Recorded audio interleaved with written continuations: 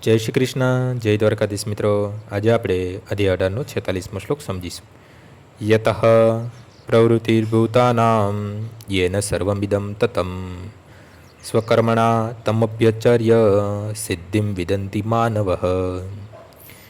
જે જીવમાત્રનું ઉદ્ભવ સ્થાન છે અને જે સર્વવ્યાપી છે તે ભગવાનની ઉપાસના કરીને મનુષ્ય પોતાના નિયત કર્મો કરતો રહીને પૂર્વત્વ પ્રાપ્ત કરી શકે છે.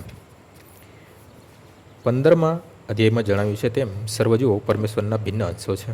એ રીતે પરમેશ્વર જ જીવમાત્રના આદિ છે. વેદાંત સૂત્રમાં આનું સમર્થન થયું છે. જન્માદસ્ય યતઃ, તેથી પરમેશ્વર દરેક જીવના જીવનમાં ઉદ્ગમ છે. ભગવદ્ ગીતાના 7મા અધ્યાયમાં કહ્યું છે તેમ પરમેશ્વર પોતાની પરા તથા અપરા આ બે શક્તિઓ થકી સર્વવ્યાપી છે. માટે મનુષ્ય ભગવાનની પૂજા તેમની શક્તિઓ સહિત કરવી જોઈએ.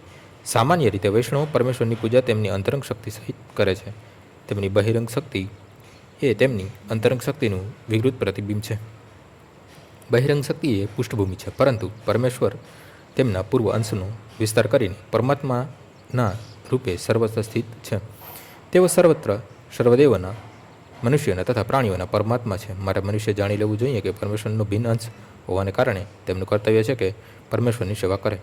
દરેક મનુષ્ય કૃષ્ણ ભાવનામૃતમાં રહીને ભગવાનની ભક્તિ કરવી જોઈએ. આ શ્લોકમાં આની જ ભલામણ થાય છે. પ્રત્યેક મનુષ્યએ વિચારવું જોઈએ કે ઇન્દ્રિયોનો સ્વામી ઋષિકેશ છે, દ્વારા તે વિશે કર્મમાં પરોવાયેલા છે. તેથી જેવા કર્મો પરોવાયેલો હોય છે તેવા જ તેને ફળ પ્રાપ્ત થાય છે.